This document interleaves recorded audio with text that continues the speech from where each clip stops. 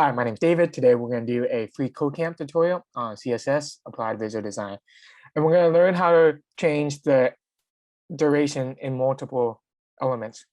So here in this example, we have 3 elements that we have an animation on it. And we can see they're all in unison, but they don't have to be. They can be whatever they want it to be. And we can use animation duration property to set these values at different durations.